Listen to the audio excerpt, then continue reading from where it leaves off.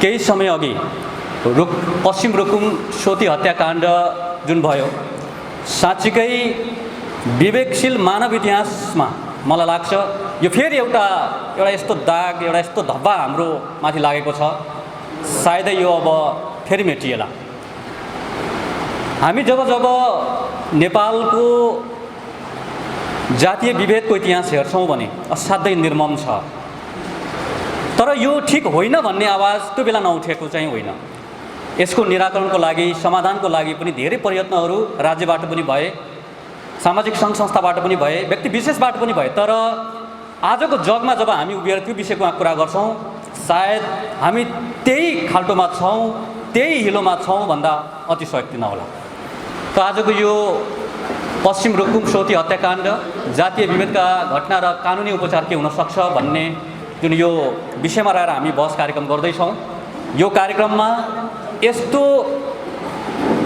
कोरोनाको विषम परिस्थितिमा पनि आफ्नो भूमिका, आफ्नो दायित्वबोध, आफ्नो आवाजबाट, आफ्नो सहभागिताबाट यो अभियानलाई, यो सरकारलाई आफ्नो ठानेर आइदिनु भएकोमा म आयोजक समितिको तर्फबाट र मेरो तर्फबाट पनि यहाँलाई हार्दिक हार्दिक स्वागत सहित अभिवादन टक्राउन चाहन्छु।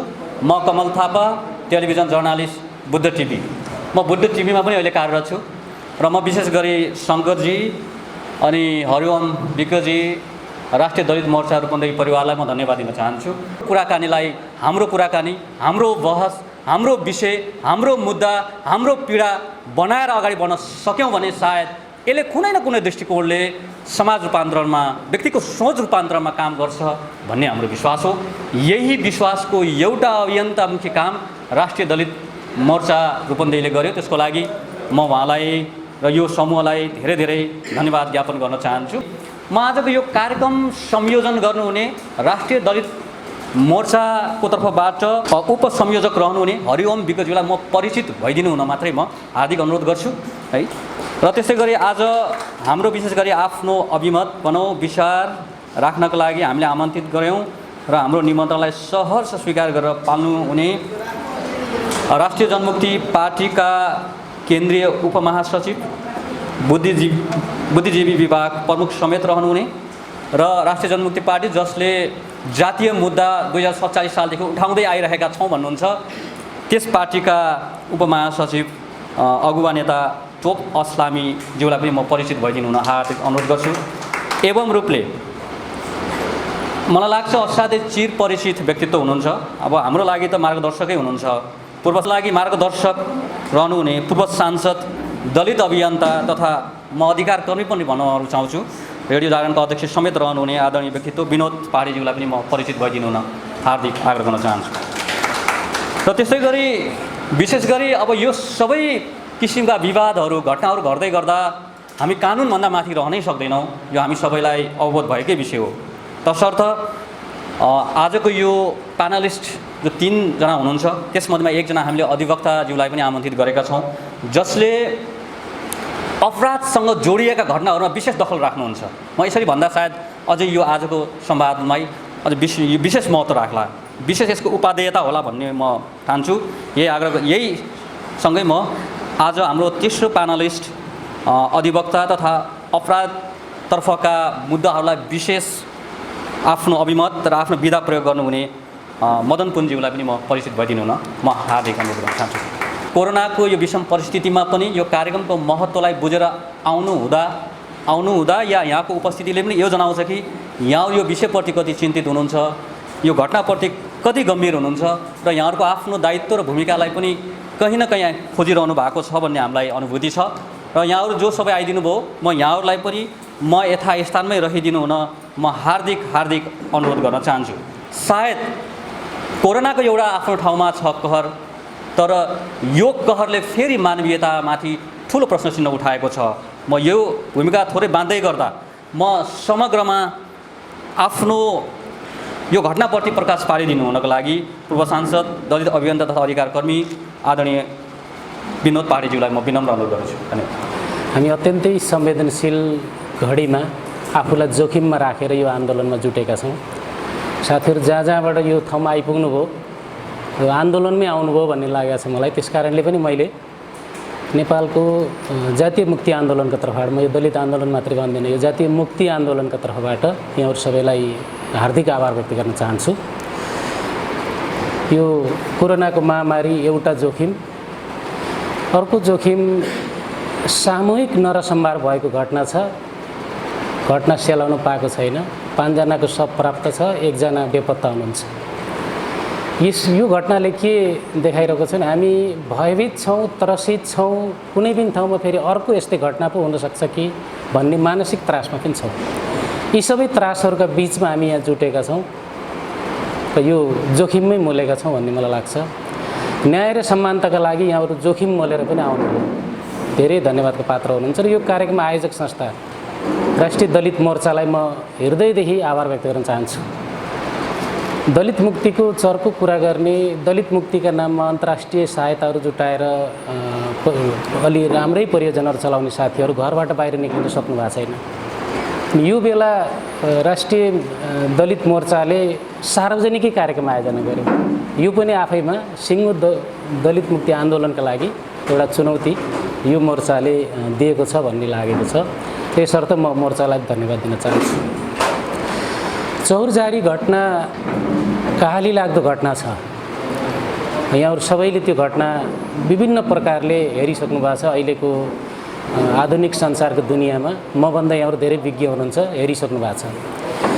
तर मैले त्यसलाई समाजशास्त्रीय दृष्टिकोणबाट, नेपालको दलित मुक्ति आन्दोलनका दृष्टिबाट र नेपालको समग्र वर्गीय राजनीति मुक्ति आन्दोलनको दृष्टिबाट, 3टा दृष्टिबाट यसलाई निहाल्दाखेरि नेपालको दलित आन्दोलन सुसुप्त अवस्थामा थियो।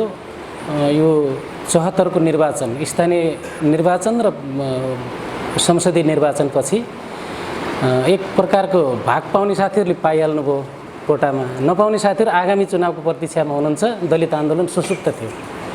यो घटनाले दलित आन्दोलनलाई बाध्यात्मक हिसाबले चुरुक्क उठाइदियो। दलित आन्दोलन जीवन्त छ है भन्ने बाध्य पारिदियो। साथीहरूले आफूलाई सांस्कृतिक आन्दोलनमा बलिवेदीमा चढाएर नवराज विश्वकर्माजीहरूले यो दलित आन्दोलनलाई एक धक्का दिनुभयो। यसरी हेरेको छु दलित मुक्ति आन्दोलनको तर्फबाट। वर्गीय मुक्ति आन्दोलन जहाँबाट वर्गीय मुक्तिको उद्घोष गर्दै जनयुद्धको उद्घोष गरिएको थियो, त्यो आन्दोलनको उद्घोषण, त्यसको नेतृत्व, त्यसको व्यवहारिक कार्यान्वयनका लागि सिङ्गो वर्गीय मुक्ति आन्दोलन कुन धरातलमा रहेछ, कुन उद्देश्यले जातीय मुक्तिका कुराहरू उठाइएको रहेछ, समानताका कुराहरू उठाइएको रहेछ भन्ने छताछल्ल पारिदिएको छ। जहाँ जनयुद्धको उद्गम स्थल हो त्यहाँ सामूहिक रूपमा सिङ्गो गाउँ उठेर अन्तर्जातीय विवाह गर्ने सामान्य प्रसङ्ग चित्त नबुझे त्यसलाई छलफलमा कानुनी प्रक्रियामा लगेर हल गर्न सकिने प्रशस्त सम्भावना हुँदाहुँदै सभ्य भनिएको एउटा सिङ्गो गाउँ, सिङ्गो बस्ती र सिङ्गो समाज उठेर नौजवान युवाहरूलाई सामूहिक रूपमा आक्रमण गरेर, हत्या गरेर, रस्सीले बाँधेर नदीमा फालियो। यो सिङ्गो सभ्य समाजका लागि चुनौती। हाम्रो युगमा अब फेरि यस्तो घटना नदोहोरियोस्। र यस अगाडि यो जातीय मुक्ति आन्दोलनमा, वर्गीय मुक्ति आन्दोलनमा र जनमुक्ति आन्दोलनमा लागे बापत मैले कहिले यस्तो नरसंहार देखेको थिएन। राजनीतिक उद्देश्यका साथ दोहोरो भिडन्तमा हुन्थ्यो, अरू डकैतीका कारणले हुन सक्थ्यो होला, अरू कुनै भव्य तव्यका कारणले हुन सक्थ्यो होला। दलितहरूलाई मार्ने उद्देश्यका साथ, दलितहरूलाई मार्ने उद्देश्यका साथ सामूहिक हत्या गर्दा गैर दलित साथीहरू समेत त्यसको शिकार हुनुभयो। निर्दोष जसलाई दलित मुक्ति आन्दोलनसँग सरकार छैन, राजनीतिक आन्दोलनसँग सरकार छैन, केवल मानवीयता। हामी नवराज विश्वकर्मा र हामी साथी हौँ। नवराज विश्वकर्माले न्याय पाउनुपर्छ भनेर उसको बिहामा सरिक हुन, उसले श्रीमती लिएर आउने कुरामा सरिक हुन गएका गणेश बुढा मगर सहितका निर्दोष, उनीहरूसँग कुनै दोष छैन। गणेशसँग दोष होला, गणेशसँग उद्देश्य थियो होला, तर ती नवराजसँग उद्देश्य थियो होला। गणेशसँग के थियो? गणेशले केवल मानवीयताको हिसाबले साथीलाई एउटा हाम्रो सामाजिक सद्भाव कस्तो छ, हामी कसरी मिलेर बसेका छौँ भन्ने एउटा उदाहरण स्वरूप गणेश र साई युवक त्यो टिममा गए बापत, जोडिए बापत प्राण गुमाउनु परेको छ। त्यो नेपालको इतिहासमा हामीले सशर्ती हेर्दा कोत पर्व हुन्थ्यो, त्यसका राजनीतिक उद्देश्य हुन्थ्यो होला। विभिन्न हत्याकाण्डहरू भएका छन्। दोरम्बा हत्याकाण्ड भएको छ, तपाईँको छिन्ताङ काण्ड भएको छ, पिस्कर काण्ड भएको छ, हरेभरे काण्ड भएको छ। यस्ता धेरै राजनीतिक हत्याकाण्डहरू भएका छन्। तर यस्तो प्रकारको सामाजिक फाँसीवादी, सामाजिक रूपमा आक्रमण गरेर सामाजिक नरसंहार चाहिँ यो नेपालको इतिहासमा जातीय कारणले भएको पहिले नै होला। 21औं शताब्दीमा साइबर युगमा यो अपराध सुन्दा आफूलाई धेरै आत्मग्लानि भएको छ।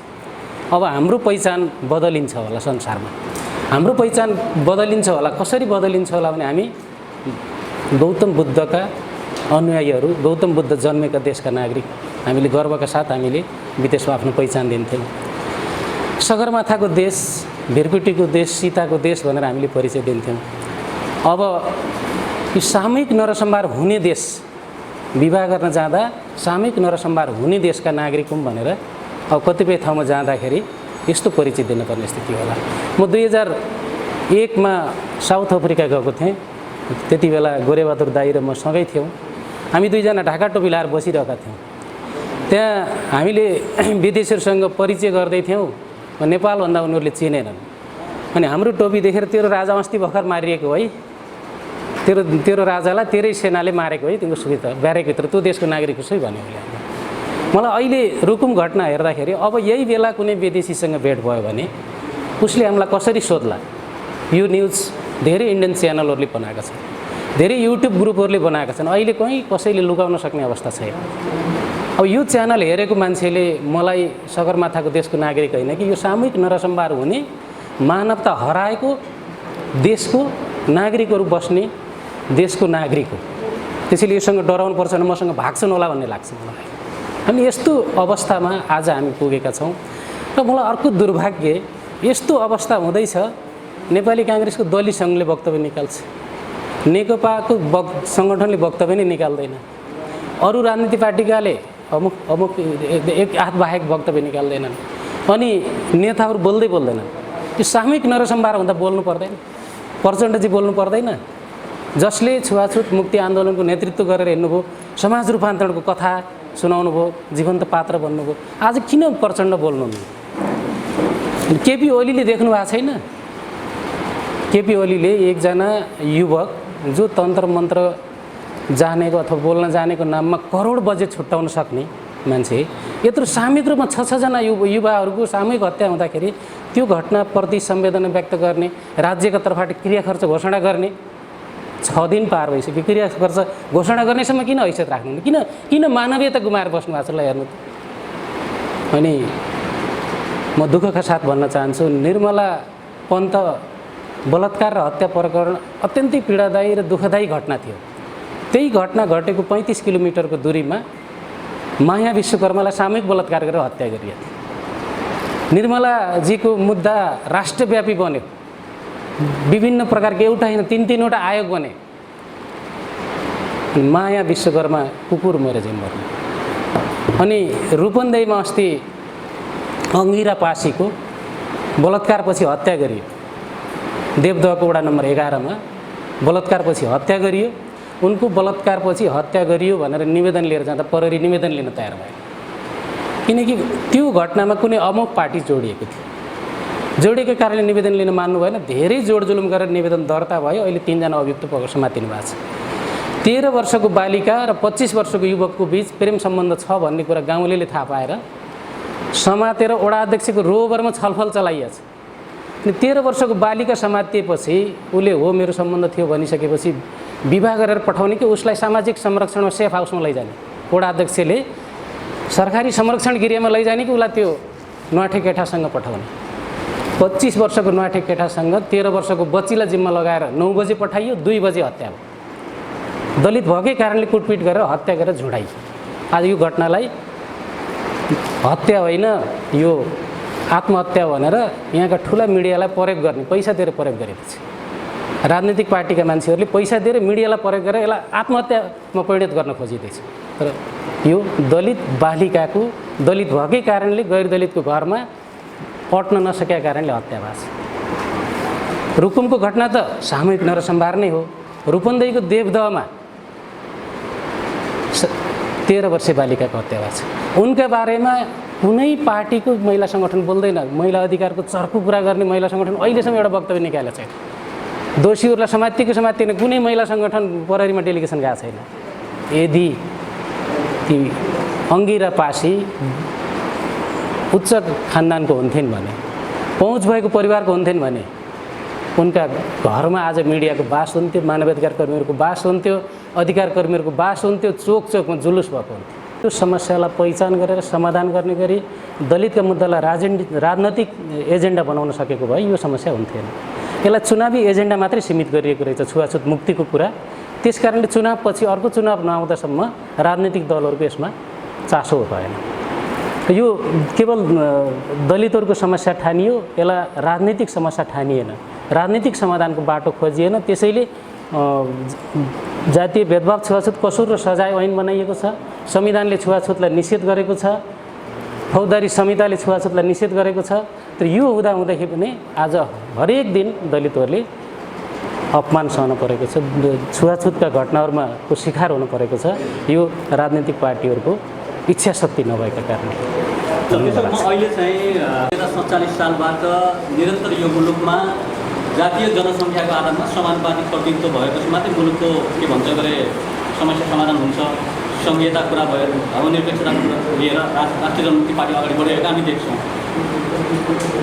अहिले आजको संवाद पनि कहीँ गएर जातीय विवेचसँग जोडिरहेको छ। यहाँको दर्शन, पार्टीको दर्शनमा त्यति धेरै नघोप्रिदिनु होला ताकि हामीसँग समय अपर्याप्त होस्। यहाँको पार्टीको दर्शन र वर्तमान नेपाली समाज र यो घटनालाई यदि त्रिकोणीय हिसाबले हामी हेर्न पऱ्यो भने राष्ट्रिय जनमुक्ति पार्टीको यो जनमुक्ति एकाडेमीका प्रमुखले के भन्नुहुन्छ त्यो सुनाउनु पर्यो। र आज हामी जुन यो चौरजहारी घटना जुन जेठ 10 गते भयो, त्यो अत्यन्त क्रूर घटना र त्यस घटनाको त्यो घटना भइसके पछाडि जुन न्यायका कुराहरू यहाँ स्थापित हुनुपर्ने या कार्यान्वयन हुनुपर्ने त्यो सन्दर्भलाई लिएर छलफलमा छौँ। म राष्ट्रिय जनमुक्ति पार्टीको तर्फबाट यहाँ उपस्थित छु, यहाँहरूलाई अवगत नै छ। र हामीले अब यो घटनालाई हेरिरहँदाखेरि यो घटना भए पछाडि हामी जुन दुखित अवस्थामा छौँ यसबारेमा पार्टी तहमा पनि विभिन्न कोणबाट छलफलहरू भइरहेका छन्। घटनाक्रमका विविध आयामहरूलाई बुझे पछाडि यो 14 गते पार्टीको तर्फबाट प्रेस विज्ञप्ति जाहेर गर्ने र पार्टी तहमा हाम्रो पार्टीले यो बोल्दैछ है भनेर जानकारी गर्ने काम पनि भइसकेको छ।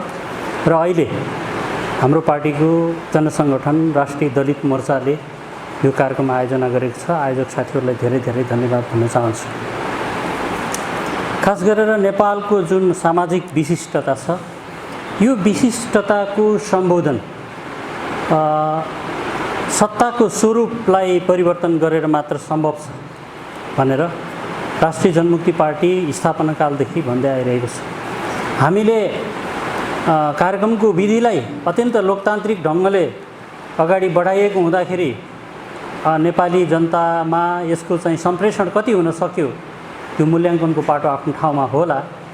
तथापि यसलाई फगत एउटा निर्वाचनको एजेन्डा मात्र नभएर मुलुकको वास्तविकतालाई सम्बोधन गर्ने गरी हामीले कुराहरू उठाउँदै आएका छौँ। र संक्षिप्तमा हामीले चाहिँ नेपालका हरेक जातिलाई राज्य सत्ताको मालिक बनाउनु पर्छ, तब मात्र चाहिँ यहाँको चाहिँ जुन जातीय विभेदको चाहिँ यो 100औं वर्षदेखि उत्पीडन छ यो चाहिँ बिस्तारै समाप्त भएर जान्छ भन्ने हाम्रो चाहिँ दृष्टिकोण अध्यापिक कायम छ र रहिरहन्छ। र हामीले यति भनिरहँदा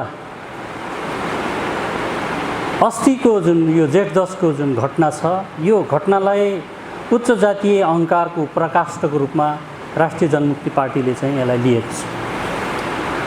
र यस्तो चाहिँ उच्च जातीय अहङ्कारको जुन पराकाष्ठ रह्यो हामीले देख्यौँ, भोगेका छौँ, त्यसको एउटा खालको चाहिँ वेदना हामीभित्र छ। यस्तो वेदना सायद न्यायका पक्षधर अरूमा पनि छ भन्ने हाम्रो बुझाइ र विश्वास छ। यस्तो बेलामा पनि राज्य भन्ने जुन चिज छ यो देशमा, जो बलशाली छ, नेपाली जनताले एकदम बहुमतको, त्यसमा पनि सुविधाजनक बहुमतको सरकार बनाउने जुन अधिकार जुन पार्टीलाई दिए, त्यसको सरकार छ, त्यसको उपस्थिति निरीह छ। यो निरीहताले चाहिँ समस्याको समाधानतर्फ लैजाँदैन। यो निरीहता भन्ने चिज राज्यमा हुनु हुँदैन। अन्याय अत्याचारको विरुद्धमा निरीहता कायम रहन्छ भने त्यति बेला समाजमा न्याय स्थापित हुन सक्दैन। हाम्रो अहिलेसम्मको बोली, हाम्रो अहिलेसम्मको योगदान, नेपाली जनताले अहिलेसम्म गरेका समर्पणका कुराहरू राज्यको निरीहता हेर्नलाई होइन थियो, तर भइराखेको छ। त्यस कारणले यहाँनिर हामीले जोडदार के भन्छौँ भने यो मानवतामाथिको चाहिँ कलङ्क पनि हो। मानवतामाथिको कलङ्क मात्रै कुरा के, जस्तो अघि मान्यज्यूले पनि भन्नुभयो, यो एउटा राष्ट्रिय लज्जाको विषय पनि रह्यो कि नेपाल भन्ने देशमा मान्छेलाई एउटा चाहिँ के भन्दाखेरि एउटा सामाजिक विधि विधानमा जोडिने प्रसङ्गहरूलाई अगाडि बढाउँदाखेरि होइन, 2-4 जनालाई चाहिँ गाउँै उठेर पनि मार्न पाइँदो रहेछ र मार्दाखेरि केही पनि नहुँदो रहेछ भन्ने खालको त्यो एउटा नजिर बस्ने हो कि भन्ने हामीलाई डर छ। त्यो चिज हुन हामीले दिनु हुँदैन भन्ने राष्ट्रिय जनमुक्ति पार्टीको एकदम यो कडा चाहिँ हाम्रो के हो भन्दा यसमा अडान। हामी यसमा केवल बोल्नको लागि मात्रै बोलिरहेका छौँ न, स्थापना कालदेखि नै यो कुराहरू उठाइराखेको हुँदाखेरि, जातीय मुक्तिका कुराहरूलाई उठाइराखेको हुँदाखेरि हामीले चाहिँ यसमा अहिले पनि यो मानवतामाथिको कलङ्क र राष्ट्रिय लज्जाको विषयलाई अगाडि बढ्न दिनु हुँदैन। यहाँनिर न्याय स्थापित गर्नै पर्छ भन्ने हाम्रो अडान छ। र यति भनिसके पछाडि यदि अब यो घटना भइरहँदाखेरि राज्यले जुन खालको चाहिँ एउटा निरीहपना देखाइरहेको छ, यस्तो गर्ने हो भने त एक त यो घटना आफैमा बर्बरतापूर्वक घटाइएको छ भने अझै यसलाई चाहिँ निरीहतापूर्वक राज्यले हेर्ने हो भने समाजलाई थप चाहिँ बर्बरतातर्फ धकेल्ने त्यो अर्को नजिर हाम्रो पालामा स्थापित हुन्छ। त्यो भयङ्कर डरलाग्दो स्थिति छ। यसले गर्दा हामी बिचमा रहेको जुन नेपालीपनको कुरा हो, जुन नेपाली वीरगाथाका कुराहरू हुन्, जुन नेपालीको इमान्दारिताका कुराहरू हुन्, हाम्रा पुर्खाले संसारमा स्थापित गर्नुभएको छ, त्यो सबै विरासतहरू धुजा भएर जानेछन्। यसमा हामी गम्भीर हुन जरुरी छ। त्यस कारणले गर्दा राज्यलाई हामीले अहिले केवल झकझकाउने मात्रै हो, राज्यलाई हामीले न्याय स्थापित गर्नको लागि चुनौतीका साथ दबाब पनि दिनुपर्छ र त्यसको लागि चाहिँ हामीले के खालको योगदान गर्नुपर्ने हो त्यतातर्फ अब समाज बिस्तारै गोलबन्द हुनुपर्छ भन्ने कुरा छ। सरकारवाला त अब लाग्न पर्यो। राष्ट्रिय जनमुक्ति पार्टी जस्तो जातीय मुक्तिको लागि मुद्दा उठान गर्दै आएको जुन दल छ, यो पनि यो मुद्दामा थप अझ सक्रिय र जुझारु कसरी हुने भन्ने सन्दर्भमा हामीले यो कुराहरू बिचमा छलफल गरिरहेका छौँ। हाम्रो सचिवालय टिममा, केन्द्रीय तहमा र चाहिँ लाइक माइन्डेड साथीहरूमा यो छलफल गरिरहेका छौँ। र यहाँनिर अब सरकारले एउटा छानबिन समिति बनायो भन्ने सुनियो होइन, तर नेपालको सन्दर्भ के छ भन्दाखेरि छानबिन समिति त कति बन्छन्, तर छानबिन कहाँ हुन्छ, छानबिन कसलाई हुन्छ, त्यो छानबिनले के भन्नु खोजेको हो, त्यो चिज चाहिँ हामीले सुन्न पाउँदैनौँ, देख्न पाउँदैनौँ, पाएका छैनौँ। त्यस कारणले हामी के भन्छौँ भन्दाखेरि यो केवल कर्मकाण्डीय छानबिन नहोस्, यो छानबिन चाहिँ कर्मकाण्डीय नहोस् र सजाय चाहिँ जसले पाउनुपर्ने हो त्यो सजाय चाहिँ पाउनेले पाउनुपर्छ र घटनाक्रम चाहिँ जुन रह्यो त्यो घटनाक्रमका कारणबाट चाहिँ जो पीडित भए उहाँहरूको लागि चाहिँ केवल क्षतिपूर्ति मात्रै त सम्भव छैन, त्यो क्षतिपूर्तिको आयामलाई पनि वर्तमान सरकारले चाहिँ बडा गम्भीरताका साथ त्यसलाई पुरा गर्नेतर्फ दायित्वबोध गर्नुपर्छ भन्ने कुराहरू छन्। र अब यो हाम्रो एउटा डिस्कसन कार्यक्रम भएको हुँदा म छोटो रूपमा के भन्छु भने यसलाई केवल यो चाहिँ सामान्य छानबिन र एउटा चाहिँ के भन्दाखेरि यो काम चलाउ क्षतिपूर्तिले काम नगर्ने हुँदाखेरि हामी के माग गरेका छौँ प्रेस विज्ञप्ति मार्फत पनि भने जो चाहिँ सजायका भागीदारी हुन् उनीहरूलाई एकदम कठोर चाहिँ कानुनी सजाय हुनुपर्छ, एकदम कठोर। त्यो कठोरभित्र के पर्छन् बरु सल्लाह गरौँ हगि, त्यो कठोर चाहिँ सजायभित्र के पर्छन् त्यसमा राष्ट्रिय जनमुक्ति पार्टीले 1 नम्बरमा अगाडि रहेर छलफल गर्न तयार छ। त्यहाँनिर चाहिँ हामीले चाहिँ के चाहिँ दस्तावेजहरू पेश गर्नुपर्ने हो, हामी चाहिँ राजनीतिक रूपमा त्यो चाहिँ दस्तावेजहरू सहित छलफल गर्न तयार छौँ। र यहाँनिर अब हाम्रो भनाइ के छ भन्दाखेरि दलित समुदायमा जुन खालको चाहिँ एउटा चाहिँ अब त्यो प्रतिनिधि हो नि त त्यहाँ दलित समुदाय, तर त्यो दलित समुदायमा जुन खालको चाहिँ उ भयो आक्रमण भयो, दलित समुदायलाई चाहिँ के भन्दा मध्यनजर गरेर जुन आक्रमण भयो, यहाँनिर चाहिँ राज्यले धेरै काम गर्न बाँकी छ भन्ने हाम्रो ठहर फेरि पुष्टि भयो क्या। हामीले चाहिँ भन्दै आएका छौँ, भनिरहन्छौँ कि हरेक जातिलाई राज्य सत्ताको मालिक बनाऊ, किन भन्दा अहिले चाहिँ 100 वर्षदेखि उत्पीडनमा रहेका जाति समुदायहरू नेपालमा अरू केही चाहेका छैनन् वास्तवमा भन्ने हो भने। लिने ठाउँमा थिए, लो यति ल्याऊ भन्दा हस् भनेर चाहिँ बस्ने ठाउँमा थिए, अब चाहेको अवस्था भनेको दिने ठाउँमा जान चाहेको हो, राज्य सत्ताको मालिकको रूपमा चाहिँ स्थापित हुन चाहेको हो। चाहे त्यो चाहिँ धनी होस् चाहे गरिब होस्, सम्मान त चाहियो नि त। एउटा मानव हुनुको अर्थ त हुनु पऱ्यो नि त। तपाईँ समाजको सदस्य हुनुको अर्थ त हुनु पऱ्यो नि त। त्यो चाहिँ स्थापित गर्न चाह्यो। त्यसको लागि राज्य सत्ताको मालिक तपाईँलाई नबनाइदासम्म यो समाजमा तपाईँ र मलाई जो उत्पीडनको शिकार हुँदै चाहिँ यो वा त्यो नाममा चाहिँ हामी 100 वर्षदेखि पेलिँदै आएका छौँ, हामीलाई हेर्ने दृष्टिकोणहरू जहिले पनि खेतलाको दृष्टिकोण हुनेछ। हामीलाई हेर्ने दृष्टिकोणहरू जहिले पनि एउटा खाजा नास्तामा चाहिँ कजाउने दृष्टिकोणहरू हुनेछ। त्यस कारणले यहाँनिर तपाईँ र मैले आफ्नो सोचलाई बदल्न जरुरी छ। यो सोचलाई बदल्ने क्रममा हामीले के भनेका छौँ भने सामाजिक, राजनीतिक र आर्थिक हैसियत उकास्नको लागि राज्यले अझै धेरै कामहरू चाहिँ कदमहरू चाल्नुपर्नेछ। केवल फगत एउटा आयोग बनाइदिएर मात्रै हुँदैन।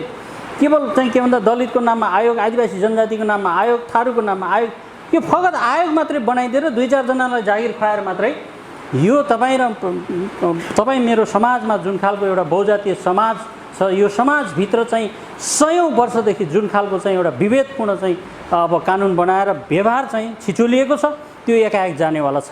त्यस कारणले हेर्ने दृष्टिकोण बदल्नको लागि हामीले आफ्नो तर्फबाट गर्ने कतिपय कदमहरूमा पनि सच्याउनु पर्ने के छन् त्यतातिर पनि हामीले ध्यान दिनुपर्छ भन्न चाहन्छु म।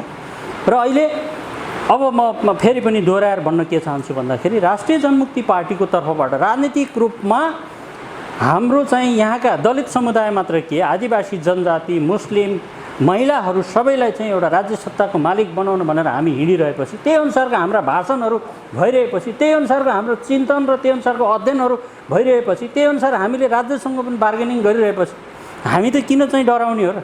हामी त यो आवाजलाई एकदम सशक्त ढङ्गले अगाडि बढाउन चाहन्छौँ। यसलाई एउटा निर्कुलमा पुर्याउनु पर्छ। अगुवाई हाम्रो चाहिँ राष्ट्रिय दलित मोर्चाले गरे पनि राष्ट्रिय दलित मोर्चाको साथमा राष्ट्रिय जनमुक्ति पार्टी एकदम तदारुकताका साथ चाहिँ सँगसँगै छ भन्ने कुरा पनि यहाँहरू बिचमा म राख्न चाहन्छु। र अनि दलित आन्दोलनका कुरा पनि गर्छौँ, जातीय मुक्तिका कुरा पनि गरिराखेका छौँ। यहाँ त अभियन्ता स्वयं हुनुहुन्छ। यो अभियन्ताको दृष्टिकोणले 21औं शताब्दीको जगमा उभिएर हेर्दाखेरि त्यो जातीय मुक्ति भन्ने शब्द कहाँनिर के भन्छ गरे कुन ढङ्गको अस्तित्वमा उभिएको यहाँले पाउनुहुन्छ त्यहाँभित्र? अनि त्यो चाहिँ सामाजिक चरित्रसँग पनि जोडिएको छ। त्यसको कुराहरू छ। जातीय मुक्तिका कुराहरू, मुक्तिका नाराहरूलाई मान्छेले ग्रहण गर्न सकेनन्। जब 52 सालमा जनयुद्ध सुरु भयो, जनयुद्ध सँगसँगै जातीय मुक्तिको कुरा प्रचण्डजीले उठाउनु भयो, तत्कालीन विद्रोही माओवादीले उठायो र त्यसैका बलमा धेरै दलितहरूलाई मुक्तिका नाममा हतियार पनि बोकाइयो। र हतियार बोकेर हिँडेकै भूमिमा आज जुन घटना घट्यो त्यसले के देखाउँछ भने हाम्रो समाज कति परम्परा, कति धार्मिक र कति जडसूत्रवादी ढङ्गले हुर्केको रहेछ। यथास्थितिवादी सोच, शैली र व्यवहारबाट, परम्परागत सोचबाट कति जक्डिएको रहेछ भन्ने उदाहरण अहिलेको रुकुम घटना हो। अहिले रुकुमको यो सामूहिक नरसंहारबाट छताछुल्ल भएको छ। तर अझै नदेखिएका यस्ता थुप्रै घटनाहरू छन्। माओवादी जनयुद्धका बेला होस्, अहिले वर्तमान परिवेशमा होस्, नदेखिएका यस्ता थुप्रै घटनाहरू छन् जुन घटनाहरू चर्चामा आउन बाँकी छ। त्यसैले मुक्तिको कुरा केवल व्यवहार होइन, नारामा सीमित हो। र हाम्रो समाज धार्मिक, सामाजिक, संस्कारका हिसाबले कति जगडिएको छ भन्ने कुराको एउटा ज्वलन्त नमुना हो। त्यसैले मुक्तिको कुरा हामीले नारा मात्रै बनायौँ भन्ने चाहिँ मलाई लाग्छ। एउटा अधिवक्ताको नाममा एउटा कानुनी आँखाले हुँदै गर्दा चाहिँ त्यसलाई कसरी विश्लेषण गर्नुपर्छ? म विशेष गरी फौजदारी कानुनको विशेषज्ञ भएको हुनाले अब यसमा प्राविधिक कुराहरूमा भित्र छिर्नुपर्छ भन्ने मलाई लाग्छ। तर अब कानुनी पाटोको रूपमा हेर्दाखेरि कानुनी पाटो एकदमै टेक्निकल हुन्छ। त्यहाँ अब तपाईँको जाहेरीमा प्लस माइनस मिस्टेक हुने बित्तिकै अब त्यो मान्छे भोलि बिहान छुट्टी जाने सम्भावना हुन्छ। अब त्यहाँको घटनास्थल बनाउँदाखेरि अब त्यहाँको पुलिस प्रशासन भनौँ न अनुसन्धान गर्ने अधिकारीहरूले जुन एउटा मुचुल्काहरू वस्तुस्थिति मुचुल्का घटनास्थल मुचुल्का बनाउँछ होइन, त्यसमा अब दिने बयानहरू ती सबै कुरा यावत कुराहरूले अब त्यो चाहिँ एउटा एक खालको मिसिल जो तयार हुन्छ त्योबाट सुरुबाटै त्यसको जग चाहिँ राम्रो भएन भने तपाईँ हामीले जुन दोषीलाई कारबाही हुनुपर्छ हामीले भनिरहेका छौँ त्यो कारबाही नहुन सक्छ। अब कानुनी पाटोको धेरै कुरा हुन्छ। त्यसमा पनि अब विशेष गरी जुन जातीय विभेदको कुरा आएको छ त्यसमा अलग्गै चाहिँ अब जातीय विभेद सम्बन्धी अब कसुर र सजाय ऐन 2066 भनेर चाहिँ 66 सालमै चाहिँ एउटा छुट्टै त्यो सम्बन्धी ऐन पनि आएको छ र त्यो सम्बन्धी ऐन अलग रूपमा लागू हुन्छ र ज्यान सम्बन्धी मुद्दामा त ज्यान सम्बन्धी कसुर सम्बन्धी नै अब मुद्दा लाग्ने र त्यही सम्बन्धी अनुसन्धान भएर त्यो अनुसार सजाय हुने कुरा नै हुन्छ।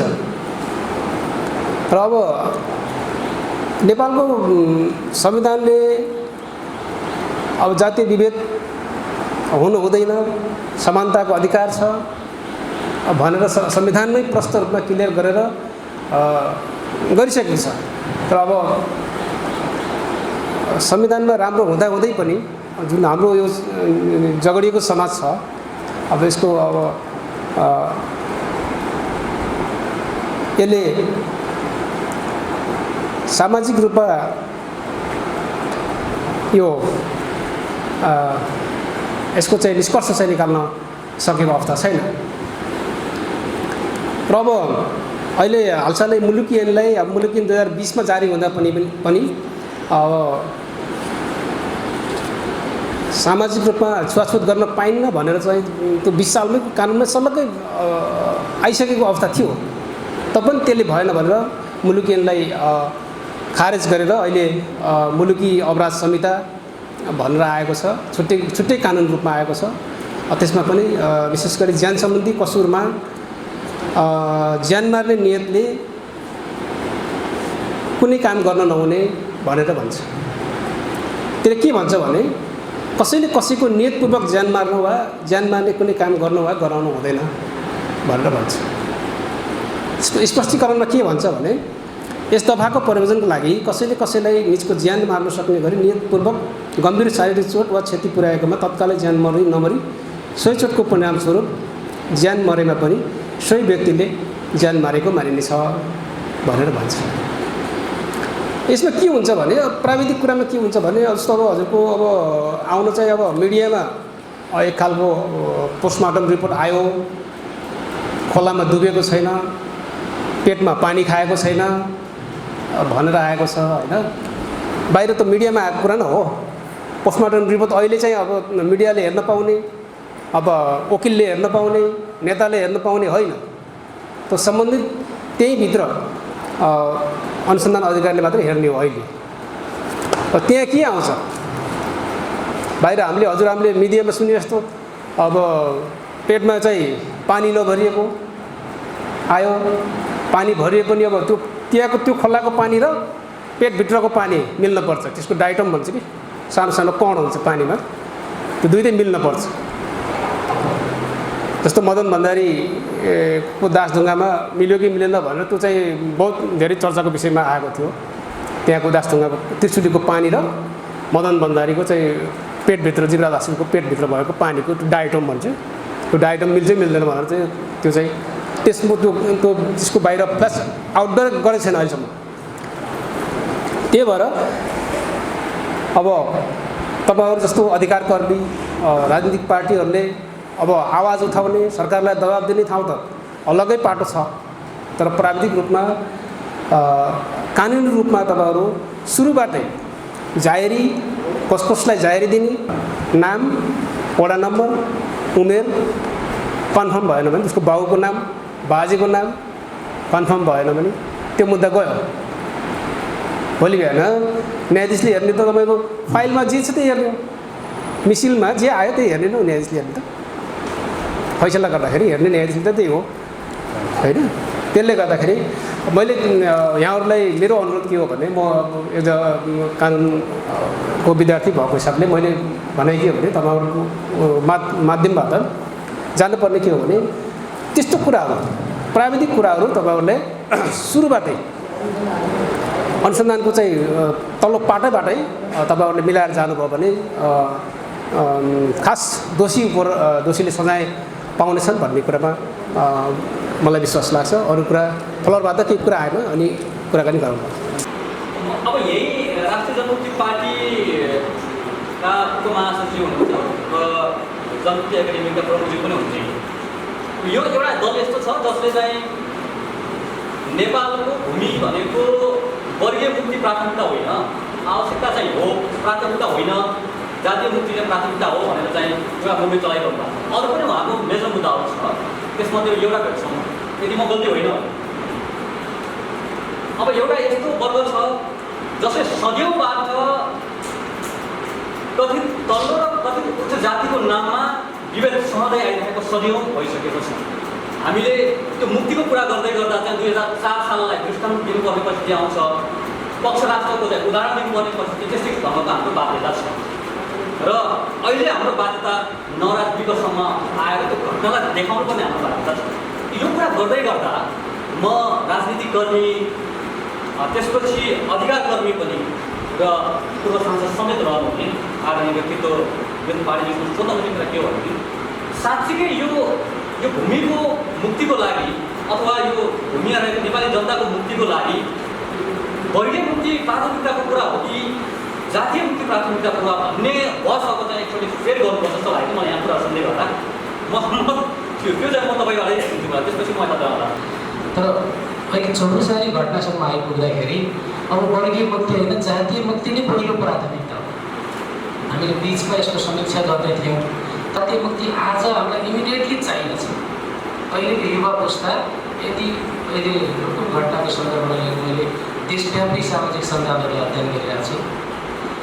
मास मिडियालाई माफ गर्ने गरी सामाजिक सञ्जालले हस्तक्षेप गर्छ।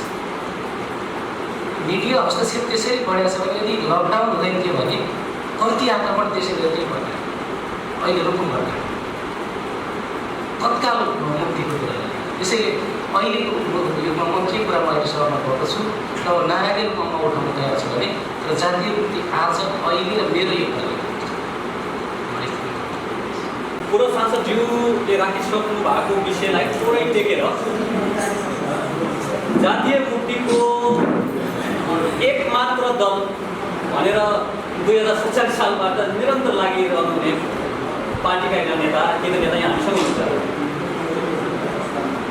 त्यो 2047 सालमा त्यस्तो के देख्नुभयो? हुन त 55 सालमा त पूर्व सांसदज्यूले देख्नु भएको रहेछ। त्यो बेला कुरा उठाउनुभयो, परिस्थिति सहज बनेन, त्यो भोग्दै भोग्दै आएर त्यही जनयुद्धले करिब 20,000 चाहिँ के भन्छ नेपाली समुदाय ज्यान ग्रहण गर्ने परिस्थिति भयो। यद्यपि हामी गणतन्त्रको नाममा संविधानको नाममा अब त्यो चित्त बुझाउने काम भइरहेको छ। म यतापट्टि आएँ।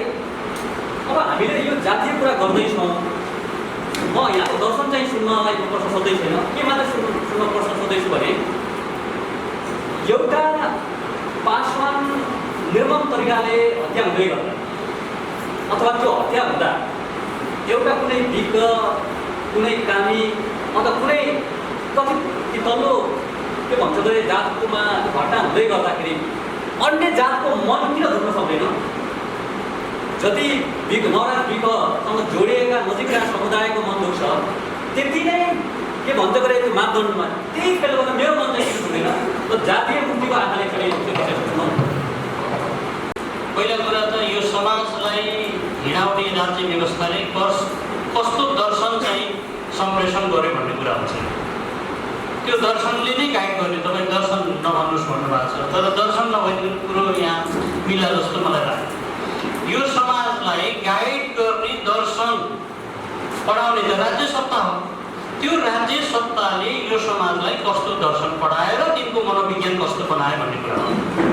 त्यो मनोविज्ञान पुस्तासम्म पनि त्यो त्यसरी बल्झिँदै आएको छ भनेपछि त्यसको उपचारको विधि के हो भन्ने त्यो पृष्ठभूमिलाई बुझेर हामीले त्यसको विधि खोज्नु पर्ने हो अघि। त्यस कारणले जस्तो अब भारतमा डाक्टर अम्बेडकरले जुन खालको एउटा त्यो सेक्रिफाइस गर्नुभयो उहाँ कुनै एउटा के अरे अमुक चाहिँ धर्म संस्कारमा विश्वास गर्नुहुन्थ्यो, त्यही धर्म संस्कारमा चाहिँ उहाँ बाँधिएर आफ्नो जाति समुदायको मुक्तिको लागि आवाजहरू उठाउनु भयो। अन्ततगत उहाँले यो काम रहेछ भनेर साराका सारा चाहिँ आफ्नो समुदायलाई नै यो बाटो ठिक छैन, बाटो यता हो भनेर पनि उहाँले देखाएको दृष्टान्तहरू हाम्रो सामु छँदैछ। अब नेपालको सन्दर्भमा जयस्थिति मल्लले 11औं शताब्दीमा जुन खालको चाहिँ एउटा समाजलाई फुटाउन राज गर भन्ने धार्मिक दृष्टान्त, अमुक धर्मको दृष्टान्त समाजमा लागू गरे, त्यसलाई 1910मा जङ्गबहादुर राणाले चाहिँ अरू लिपिबद्ध गरेर चाहिँ लैजाने काम गरे। पानी चल्न र नचल्ने लगायतका सबै कुराहरू पढ्न पाउने नपाउने भन्ने कुराहरू गर्दै लगे। अहिले आएर हामी 100-150 वर्षभन्दा पछाडि बल्ल पढ्नुपर्छ भन्ने एउटा स्थितिमा पुग्दाखेरि हामीले हेर्छौँ 2020 सालको कानुनले चाहिँ पढ्न पाउँछ सबैले भन्ने कुरा लेखियो। लेख्न त 2020 सालमै लेखियो नि, तर 2076 सालसम्म आउँदा बल्ल सबैले चाहिँ केन प्रकारेण आफ्नो बच्चालाई पढाउनु पर्छ भन्ने कुराहरू चाहिँ मानसिकतामा आएको छ। भन्दा मनोविज्ञानको चाहिँ जुन चाहिँ अब विकास क्रम चाहिँ एकदम ढिलो हुँदो रहेछ भन्ने कुरा हो क्या। त्यो चिजलाई हामीले बुझ्नुपर्छ। त्यसलाई ऱ्यापिडली लैजानको लागि, छिटोभन्दा छिटो लैजानको लागि हामीले चाहिँ ठहर गरेर त्यसमा दाबी गर्दै आए अनुसार चाहिँ के हो भन्दाखेरि हरेक जातिलाई राज्य सत्ताको मालिक बनाउनुको चाहिँ विकल्प रहे। हरेक जातिलाई राज्य सत्ताको मालिक बनाउनुको मतलब के हो? तब जातिहरूलाई राज्यको चाहिँ जुन चाहिँ अवसरहरू छन् त्यो अवसरहरूमा पनि प्राथमिकता दिने हो। तपाईँले राज्यको अवसर प्राप्त गर्ने ठाउँमा पहुँचको आधारमा मात्रै पाउनुहुन्छ भने त्यसले केही काम त्यसले चाहिँ तपाईँको केही पनि मार्दैन। त्यो सिंह त होला तर त्यसले स्वीकार गर्दैन। हामी यो कुरा बुझ्नुपर्छ के। यो कुरा हामीले बुझाउन सकेनौँ, राष्ट्रिय जनमुक्ति पार्टीको तर्फबाट बुझाउने त्यो तौर तरिका मिलेन होला, कसैलाई अब के अरे गरमै भात्ने गरी पिट्नुपर्छ भन्ने लाइनसम्म दिएन होला, त्यो कुरा अलग हो। तर हामी के भन्छौँ भन्दाखेरि सुस्त हाम्रो समाजको मनोविज्ञानमा किला धसे गरेर गाडिदिएको जुन चाहिँ नकारात्मक कुराहरू छ त्यो कुरालाई सुस्त नै चाहिँ हामीले चाहिँ वाइप आउट गर्नुपर्छ, बढाउनुपर्छ भन्ने कुरा हो के। यो कुरा चाहिँ बुझ्दिनँ होइन। नबुझिदिएपछि के हुन्छ भन्दाखेरि तपाईँलाई मैले चाहिँ के अरे तत्कालीन समयमा पेट्रोल भाडा दिन सक्छु कि सक्दिनँ, तत्कालीन समयमा तपाईँलाई मैले चाहिँ टिनको छाना स्कुलमा कतै लगाउनलाई सपोर्ट गर्न सक्छु कि सक्दैन, त्यो कुरा मात्रै हेर्ने भएपछि त समाजको मनोविज्ञानलाई त्यसरी बसीभूत पार्ने भएपछि त हामी त जहीँको त्यहीँ रहन्छौँ। हाम्रो चाहिँ लवाई खुवाई बदलिएला, हाम्रो चाहिँ थोरै बोलीचाली बदलिएला, तर राज्यले हेर्ने हामीलाई दृष्टिकोण, समाजमा हामीमा चाहिँ हेर्ने दृष्टिकोण त्यसलाई भन्छन् क्षितिजीय विभेद, त्यो त जाँदैन बाबा। यो बिहा गर्ने कुरा चाहिँ ठुलो कुरा होइन, बिहा त जसले गर्नु, तर त्योभन्दा अगाडि तपाईँ र मलाई हेर्ने दृष्टिकोण नै बदल्नुपर्छ क्या। त्यो बदल्नको लागि त तपाईँले सही दर्शनलाई बढावा दिनु पर्यो, जसले मुलुकमा जातीय विभेद चाहिँ प्रमुख छ। विभेद त के छ, के बाह्र छोराको पनि होला, अब श्रीमान श्रीमती बिचमा होला होइन, पल्लो गाउँ र पल्लो गाउँ बिचमा होला, अनेक छन् विभेद त। अब यही विभेद पनि होला, धनी हुने कुराहरू होला। अब धनी हुने नै कुरा गर्ने भने कति पैसा कमाएपछि हाम्रो वर्गीय मुक्ति हुन्छ त? तपाईँ मेरो ब्याङ्क ब्यालेन्स र घर घडेरी कति भएपछि हाम्रो वर्गीय मुक्ति हुन्छ त? कुनै मापदण्ड छैन नि। त्यो जयस्थिति मल्लले 11औं शताब्दीमा बनाएको चाहिँ जुन चाहिँ नियम हो त्यो कार्ल मार्क्सले पढ्न भ्याएनन् के। त्यो पढ्न भएको भए उनको पनि बुद्धि थियो कि, तर साराका सारा मान्छे चाहिँ त्यो उनको भाउतोमा लाएर होइन, उनले भनेको कुरामा लाएर यहाँ त तपाईँ र मलाई त गुमराहमा पायो। यो गुमराहबाट मुक्ति तपाईँ र मेरो चेतनाले चाहिँ दिनुपर्छ। डिग्री पढ्दैमा त्यो मुक्ति हुन सम्भव छैन। यो घटनाक्रमबाट चाहिँ हामीले अब दिशा बदल्नुपर्छ भन्ने कुरा तपाईँ मैले समाजमा कति सम्प्रेषण गर्न सक्छ यो कुरा। त्यसैले अब अन्ततगत म फेरि के भन्न चाहन्छु भन्दाखेरि पार्टीले भोट बैङ्कको रूपमा हामीलाई प्रयोग गरिरहेछ भने भन्ने कुरा हाम्रो ठुलो मान्यज्यूले पनि भन्नु भएको छ भने अब चाहिँ जनवर्गीय तत्त्व सङ्गठनले विचार गर्ने कि नगर्ने हामीले त प्रश्न भनेका छौँ। हाम्रो त अधिकार सम्पन्न हाम्रा जनसङ्गठनहरू छन्, हाम्रो त जातीय बेसमै पार्टी हो। ठिक त नेता चाहिँ यहाँ धेरै मगरहरू होला, गुरुङहरू होला, राई लिम्बू होला, तर यसको त तपाईँले चाहिँ महाधिवेशनमा गएर हेर्नुहोस् न, तपाईँ महाधिवेशनमा चाहिँ यहाँ मगर चाहिँ प्रतिनिधि बढी छ भनेर मगर जिताउनु के त्यस्तो स्थिति बनाएको छौँ हामीले त पार्टीभित्र। त्यो कुरा अन्य पार्टीले पनि गर्न सक्नु पऱ्यो नि। मेरो नाम चाहिँ राजेश विश्वकर्मा, घर चाहिँ मेरो यही शङ्करनगर पऱ्यो। धन्यवाद राष्ट्रिय जनमुक्ति पार्टीलाई अनि आयोजक राष्ट्रिय जनता मोर्चाको घरसँग ज्योतिङलाई। मेरो प्रश्न पनि भनौँ यसलाई, अहिलेसम्म हामीले देशमा जतिवटा पनि आन्दोलन हेऱ्यौँ, अहिलेसम्म जतिवटा पनि काण्डहरू भए, हत्याकाण्ड भनौँ, जति पनि भएको छ त्यसमध्ये कतिवटा केस सल्भ भयो हामीले सुनेसम्म अहिलेसम्म एउटा पनि भएको छैन। र जतिवटा पनि यस्तो केसहरू भयो त्यसको आन्दोलनको रूप यही नै थियो। त्यसैले यही आन्दोलनको स्वरूपले यो केस पनि समाधान होला या फिर राजनीतिक कर्मीहरूले, अधिकार कर्मीहरूले आन्दोलनको स्वरूप त्यसको प्रक्रिया, त्यसको प्रकारलाई हेर्ने हो कि प्लेकार्ड लिएर उभिदिएमा त्यो पनि एउटा स्वरूप चाहिँ होला, तर त्यो प्लेकार्ड लिएर मात्रै उभिएर चाहिँ भएको छैन। हामीले असहयोग आन्दोलन भन्ने जुन चलाएको थियो महात्मा गान्धीले, त्यसको अलिकति स्वरूप हेरेर, त्यसको स्वरूपलाई हेरेर हामीले यहाँ आन्दोलन सुरु गर्नुपर्ने हो कि आनन्दले बसेका छन्, यत्रो ठुलो काण्ड बसेका छन्, हाम्रो प्रमुख मन्त्रीज्यू आरामले बस्नुभएको छ, सबै सांसदहरू आरामले बस्नुभएको छ। आरामले बस्न नमिल्ने स्तरको आन्दोलन हामीले गर्न सक्छौँ कि त्यसको रचनात्मक प्रक्रिया केही होला कि अहिंसक रूपले एउटा उहाँहरूलाई। अर्को चाहिँ उहाँ उपाध्यक्षज्यूले उठाउनुभयो जनमुक्ति पार्टीले कि हामीले यो दर्शनको आधारमा हाम्रो समाज अहिलेसम्म यहाँ आइपुगेको छ। निश्चित रूपमा दर्शनले नै आगेको छ, यसमा दुई मत छैन। तर सम्पूर्ण राजनीतिक पार्टीहरूले अहिलेसम्म जसरी दर्शनलाई हेर्नुभएको छ, या त मार्क्सवादमा मात्र हेर्नुभएको छ या पनि मार्क्सवाद अपोजिट सेन्ट्रिक भएर हेर्नुभएको छ। एकपल्ट हामीले के पनि सोच्न पऱ्यो भने अहिलेसम्म मानिसहरूको जसरी विकास भएर आएको छ, जति सभ्यताहरू विकास भए, ती सबै सभ्यताहरूलाई मारेर, त्यसलाई खतम मारेर, त्यसलाई वेस्ट बनाएर यदि हामीले नयाँ मानवीयतालाई बनाउन खोज्छौँ भने त्यो सम्भव छैन। र जहाँसम्म लाग्छ त्यो सही पनि होइन।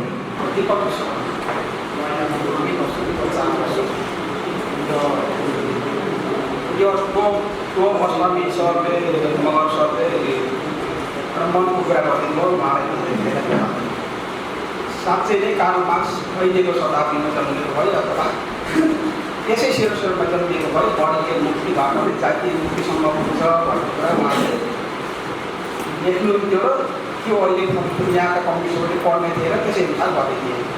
तर के भइदियो भने जातीय मुक्तिको त पढे, वर्गीय मुक्तिसँग गरेर जोडे, तर नेपाली विशिष्ट अवस्था कस्तो भइदियो, यहाँ हिन्दू धर्म भइदियो जो 4 धर्ममा विभाजित छ।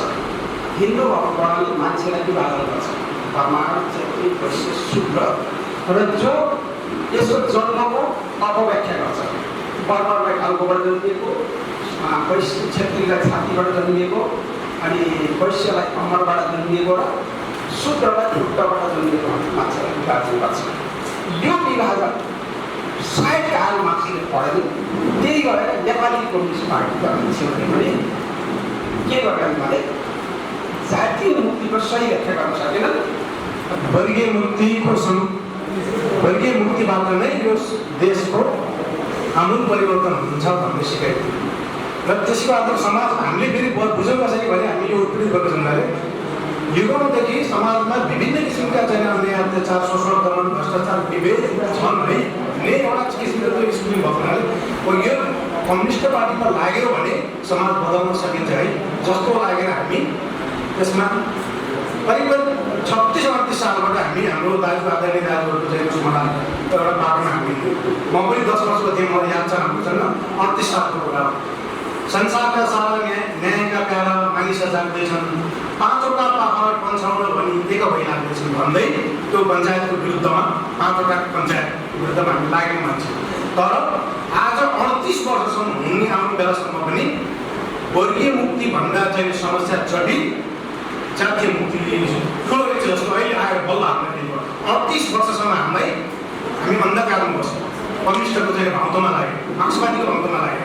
मलाई अहिले यस्तो फिल हुन्छ किन भन्दाखेरि हामीले वर्गीय मुक्तिको आन्दोलनमा लागेर 38 सालबाट सानो 10 वर्षको उमेरबाट समाजलाई बदल्न भनेर लागेका थियौँ कि तर आज आएर त्यही निश्चित समुदायले त्यसलाई हामीले जसरी हामीले चाहिँ 46 सालको आन्दोलनपछि 58 सालबाट एउटै निश्चित जात वर्गको समुदायलाई हामीले राज्य सत्तामा पुर्यायौँ नि, त्यसको दुर्भाग्य आज हामीले भोग्दैछौँ। मित्रहरू, मैले यसको बारेमा यहाँको चाहिँ हाम्रा सभासद, हाम्रो आदरणीय व्यक्ति अभियन्ता पनि हुनुहुन्छ, लगायत हाम्रा जनमुक्ति पार्टीका हाम्रो साथीहरूको नेतागणहरूको यसको बारेमा पनि हामीले कस्तो किसिमको अब कस्तो किसिमको चाहिँ कम्युनिस्ट पार्टीको अहिले 2/3 सरकार छ, यसले कसरी अब लिन्छ र हाम्रो मुक्ति हुन सक्छ। आम हाम्रो उत्पीडित समुदाय, दलित, विशेष गरेर दलित, यहाँको जनजाति, यहाँको दलित, यहाँको थारू समुदाय हेर्नुहोस् है, निश्चित एउटै अहिले मैले बुझेको कुरा के हो भन्नुहुन्छ भने मैले अहिले 38 वर्षको पछि आएर मैले बुझेँ मात्रै के भने हामीले अहिलेसम्म निश्चित एउटा जात समुदायलाई मात्रै चाहिँ चुनावमा जिताएर पठायौँ, त्यसको भोगाई, त्यसको दुर्भाग्य, त्यसको चाहिँ दुर्गति अहिले हामी भोग्दैछौँ। धन्यवाद। आजभोलिको जमाना यो सञ्चारको युग हो। यो सञ्चार भनेको आजभोलि एउटा सञ्चार गृह पनि हो, एउटा सूचना पनि हो र एउटा पैसा पनि हो। त्यस कारणले अहिलेको यो हाम्रो यो सोधी घटना, हुकुम सोधी घटनामा यो सूचना र सञ्चारलाई के अरे पकडमा राखेर हाम्रो जनप्रतिनिधिहरूले धेरै सञ्चारकर्मीहरूलाई धम्क्याउने भन्ने कुरा पनि आइरहेको छ, जसले गर्दा यो घटनालाई डाइभर्ट गर्न सकोस् भन्ने हेतुले उनीहरूले समय सञ्चारहरूलाई सञ्चार कर्मीहरूलाई पनि धम्की दिएर समाचारहरू नलेख्न, प्रसारण नगर्न भनेर एउटा दबाब दिएको कुरा सञ्चारमा बाहिर सबै सञ्चारमा आएको कुरा हामीले सुन्न पाएका छौँ। त्यसले गर्दा यो सामाजिक सञ्जालमा कमेन्ट गर्नेहरूले साथीहरूले पनि एउटा साङ्गीतिक बचाउ गरेर अनर किलिङ र जायज हत्याको साङ्गीतिक बचाउ गरिरहेका छन् यस हत्याकाण्डलाई। र अर्को कुरा के भन्दा यो मुख्य कुरा हामीले यहाँ कानुनी पाटो पनि कुरा गऱ्यौँ र पहिलो कुरा हाम्रो चेतनाको कुरा हो। हामी जबसम्म वैचारिक चेतना, हाम्रो चेतना जबसम्म विकास हुँदैन तबसम्म यो हामीले यो सामाजिक सद्भाव, सामाजिक समानता भन्ने कुराको कुनै पनि प्रकारले हामीले अनुभव गर्न सक्दैनौँ। त्यस कारण पहिलो कुरो चेतना हो। जब घटना घट्यो त्यसपछि मात्र कानुनी कुरा आउँछ। यो कानुनी कुरामा भनेको चाहिँ अब हामीले जब घटना भइसकेपछि न्यायिक छानबिन होइन एउटा स्वतन्त्र आयोग मार्फत छानबिनको दायरामा राखेर एउटा न्यायिक छानबिनको कुरामा हामीले जोड दिनुपर्छ। र अर्को कुरा भनेको यो मूल समस्या मैले अघि नै भने यो चेतनाको कुरा, मान्छेमा एउटा भावना, धारणा, विचार र सत्य भन्ने कुरा हुन्छ। हुँदो रहेछ सत्तामा बस्नेहरूको नियत सभा हुनुपर्छ।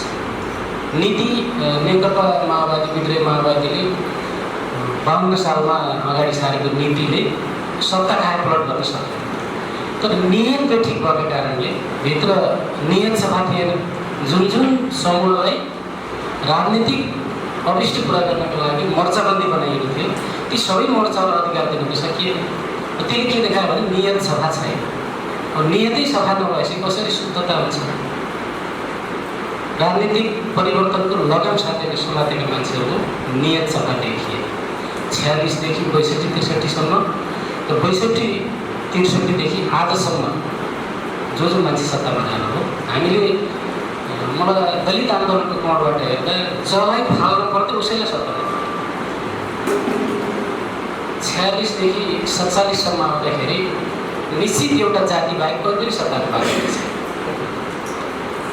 77 सम्म आइपुग्दाखेरि एउटा निश्चित वर्गको बाहेक कोही पनि पात्र सत्तामा पाएको छैन।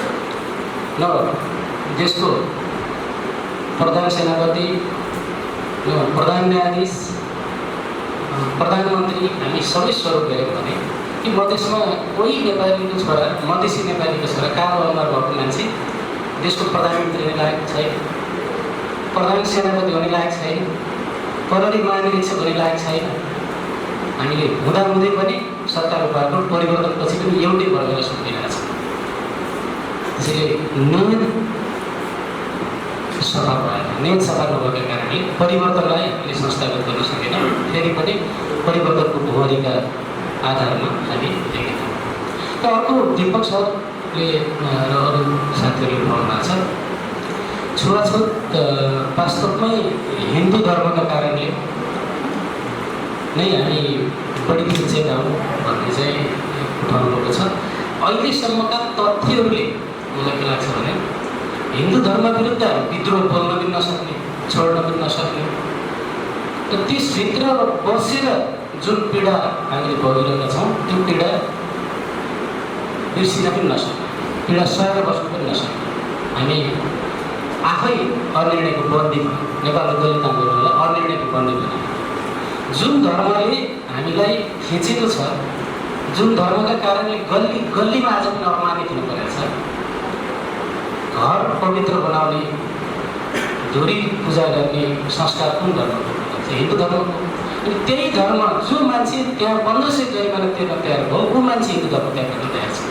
हामीले त्यो मान्छेका बिचमा हामीले आन्दोलनको सन्देश लान सकेनौँ।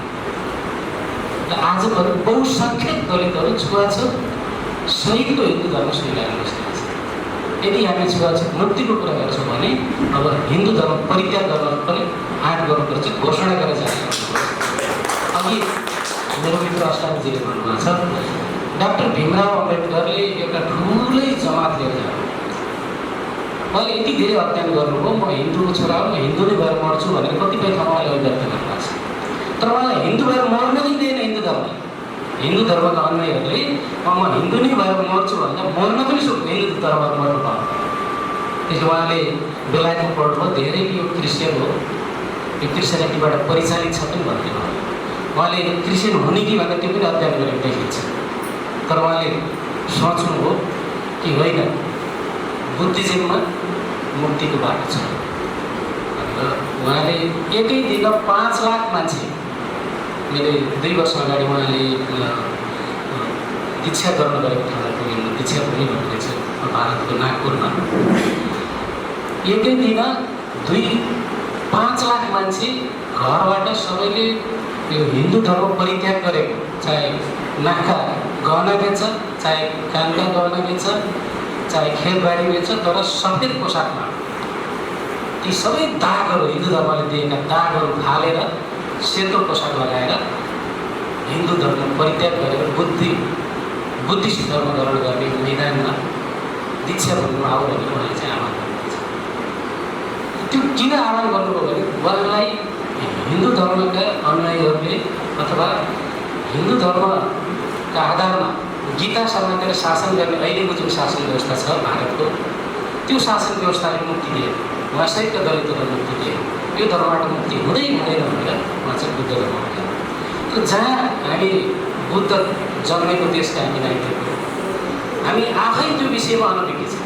हामीले त्यो बुद्ध धर्म के हो र किन ग्रहण गर्ने भनेर बुद्ध शिक्षाले हामी त्यो समुदायमा लान्छौँ। मैले यहाँनिर एउटा संकीर्णता के देखेँ भने जसले बुद्धिज्मको बारेमा उदाहरण गरिरहेको छ, मार्क्सवाद रोक्नु पुग्न सक्ने, दलितको झुपडीमा पुग्न सक्ने, तर बुद्धिज्म किन पुग्न सक्ने? बुद्ध धर्मका अनुयायीहरूले बुद्ध धर्मका सकारात्मक पक्ष र नकारात्मक पक्ष दलितको वस्तुमा पुग्न सक्छ। त्यसैले पनि आज दलित समुदाय मलाई लाग्छ अन्यलमा छ। मुक्तिको बाटो कहाँ हो? हिन्दू धर्म हो कि क्रिस्चियन धर्म हो कि बुद्धिस्ट धर्म हो कि अथवा कुनै पनि धर्म नमान्ने? अहिले पनि अन्यलमा छ, नास्तिक भएर मार्क्सवादी भएर मुक्ति पाइने अथवा धर्म समातेर मुक्ति पाइने भने अन्यलमा छ। इतिहासहरू आएका छन्। म संक्षेपमा के भन्न चाहन्छु भने यो समाजमा जुन खालको मनोविज्ञान सम्प्रेषण गरेर मान्छेलाई वशीभूत बनाइएको छ, इगो रहेको छ, हामीलाई हाम्रा अग्रजहरूले पनि भन्दै आउनुभएको यो मुक्ति आन्दोलन लामो छ, यसमा धैर्यता चाहिन्छ, तर चाहिँ मुद्दालाई छोड्नुहुन्न भन्नुहुन्थ्यो। यसै बिचमा एउटा मैले घटना अब त्यो ऐतिहासिक घटना यो उत्तरतर्फ नेपालको उत्तरतर्फको चाहिँ हेर्ने पढ्ने मौका पाएको थिएँ। त्यहाँ चाहिँ छोरीलाई काट्नु पर्ने त्यस्तो रहेछ, छोरीलाई बलि चढाउनु पर्ने। अब एकजना मान्छेलाई त्यही समुदायमा यस्तो लाग्यो कि होइन छोरी जर काट्ने काम त यो साह्रै नराम्रो भन्ने चाहिँ लाग्यो। तर स्थिति यस्तो मान्छे यस्तो हिप्नोटाइज भएको छ नि, त्यो भन्ने बित्तिकै उसैलाई त काट्नेवाला छ। तर उहाँले सुस्त सुस्त सुस्त जागरणको अभियान चलाएपछि भाइ छोरी चाहिँ काट्ने काम चाहिँ राम्रो होइन छ भनेर बल्ल समाजले आँखा खोल्यो भन्ने कुरा छ। त्यो मैले अहिले दस्तावेज त म यहाँ टगार्न सक्दिनँ, मेरो चाहिँ लाइब्रेरीमा कतै होला। तर त्यसले मलाई नेपाली समाजको चाहिँ जुन मनोविज्ञान छ त्यो मनोविज्ञानसँग लड्न पनि त्यही ढङ्गको चाहिँ हाम्रो अभियान चाहिन्छ जस्तो लाग्छ। त्यहाँनिर हाम्रो एउटा चाहिँ लामो चाहिँ एउटा के भन्दा टोलरेन्स, त्यसलाई के भन्छ, सहन, धैर्यता सहितको चाहिँ हाम्रो चाहिँ त्यो एउटा मुभमेन्ट चाहिन्छ होला। तर तपाईँले मलाई कस्तो बनाएको छ फेरि भन्दाखेरि राजनीतिमा ठ्याक्कै चाहिँ आज कुर्कुसी मारेपछि भोलि प्राप्त हुनै पर्ने त्यस्तो जस्तो बनाइदिएछ कि त्यो तपाईँ हामी सबैमा छ। अहिले मैले बोलेँ भनेपछि तपाईँ तुरुन्तै जनमुक्ति हुनुपर्ने जस्तो मानसिकता के त्यस्तो चाहिँ बनाइदिएको छ। तर जनमुक्ति पार्टीमा लागिरहँदाखेरि हामीले के पनि पढाइएको छ भन्दाखेरि पढ्न बाध्य भएका छौँ भने हामी जित्दैनौँ होला तर हामी हार्दैनौँ पनि भन्ने कुरा पनि चाहिँ पढाइरहेको छ। हामीले संसदमा प्रतिनिधित्व गर्न सकेनौँ होला, जनताले हामीलाई मत दिएर चाहिँ त्यहाँ जान सकेनौँ, तर हामी नहारिकन लडिरहेका पनि छौँ है। हामी चाहिँ के अरे हातखुवाइ पनि नगरेर कैयौँ दलहरू बिलाए जस्तो हामी बिलाएका छैनौँ, किन हामी सत्यको लागि लड्दैछौँ। सत्यको लागि यो मुलुकमा जो बसोबास गर्नुहुन्छ, जाति, समुदाय, लिङ्ग, वर्ग के हो, सबैको राज्य सत्ताको चाहिँ सबैले राज्य सत्ताको हिस्सेदारी हुन पाउनुपर्छ, मालिक हुन पाउनुपर्छ भन्ने हाम्रो यो अडानै हो। हामी झुक्दैनौँ हामी यसबाट। त्यस कारणले गर्दा जस्तो अघि चाहिँ सभ्यतालाई नाश गरेर हुँदैन भन्ने कुरा, यसबाट हामी दीक्षित छौँ। फ्रान्स पनि बहुजातीय त्यो मुलुक थियो, तर फ्रान्सिसीहरूले यस्तो भन्छन् नि हामी बहुत मुडी छौँ, दादा पनि छौँ, आफूलाई घमण्डी मान्छौँ, अरूलाई मान्छे जगाउँदैनौँ। त्यसरी कचाकुचुर पारेको जम्मा 4 भाषीलाई मात्रै हामीले स्थापित गऱ्यौँ। तर अहिले आएर चाहिँ यसो सोच्दाखेरि त्यसो नगर्नु पर्ने रहेछ। त्यत्रो मानव सभ्यता हामीले नाश गऱ्यौँ, पश्चाताप छ नेपालमा त्यो नगर्नु भन्ने चाहिँ डकुमेन्टै छ। तर हाम्रो लडाइँको कुरा के हो भन्दाखेरि आइडेन्टिटी पोलिटिक्सको जुन चाहिँ हामीले चाहिँ संस्थागत रूपमा उजागर गऱ्यौँ, तपाईँलाई दबाएर अर्को माथि उठ्ने भन्ने कुरा हो। लेट्स गो अहेड टुगेदर, त्यो हो क्या। तपाईँलाई मात्र भोट ब्याङ्क बनाएर के अरे हामी चाहिँ सलाम खाने या चाहिँ उच्च वर्गमा जाने त्यस्तो कुराहरू चाहिँ राख्यो। त्यस कारणले गर्दा आइडेन्टिटी या पहिचानको राजनीतिको कुराहरू चाहिँ जनमुक्तिले उठायो होइन भन्दाखेरि हामीले सबै जातिलाई राज्य सत्ताको मालिक बनाउनु भन्यो, तर यसलाई पहिचानको राजनीति पनि भन्छ। सबै जातिलाई राज्य सत्ताको मालिक बनाउनु कुन तहमा कसरी राख्न सकिन्छ त्यो मोडालिटी बारेमा पनि हामी चाहिँ व्यापक छलफल गर्दै आएका छौँ। त्यस कारणले गर्दा अब यहाँनिर हामीले लङ प्रोसेसबाट हिँडिरहेको सन्दर्भमा आन्दोलनको यो जुन एउटा स्वरूप छ, अहिले वर्तमान सन्दर्भमा हाम्रो यो चौरजारी घटनाको सन्दर्भमा पनि यो परम्परावादी आन्दोलनले हुँदैन कि भन्ने जुन सन्दर्भ छ त्यसमा म सहमत छु होइन। त्यसको लागि म के निवेदन गर्न चाहन्छु भने त्यसो भए हामीले यो आन्दोलनलाई केवल सपोर्ट मात्रै गर्छौँ होइन, अनि यो आन्दोलनमा हामी डेडिकेट पनि हुनुपर्छ भन्छौँ कि या यो आन्दोलनमा हामी सेक्रिफाइस पनि गर्नुपर्छ भन्छौँ। यो 3टा कुरा सपोर्ट, डेडिकेसन र सेक्रिफाइस, अर्थात् केवल चाहिँ समर्थन गर्ने कुरा होइन, केही न केही समर्पण पनि गर्नुपर्छ भन्ने कुरा हुँदैन। समर्पण मात्रै होइन, त्यहाँनिर त्याग पनि चाहिन्छ, बलिदान पनि चाहिन्छ भने हामी कुन लाइन समातेर सेक्रिफाइससम्म पुग्ने या एकैचोटि सेक्रिफाइसको मोडलमा जाँदा के चाहिँ प्रावधानहरू खडा गरेर जाने यो कुरामा छलफल गर्नुपर्छ होला जस्तो लाग्छ। विशेष गरेर सरकारवाला पक्षले पहिला राष्ट्रिय जनमुक्ति पार्टीको तर्फबाट भन्ने हो त हामीले यसलाई नेतृत्व गर्न हामी जहिले तयार छौँ।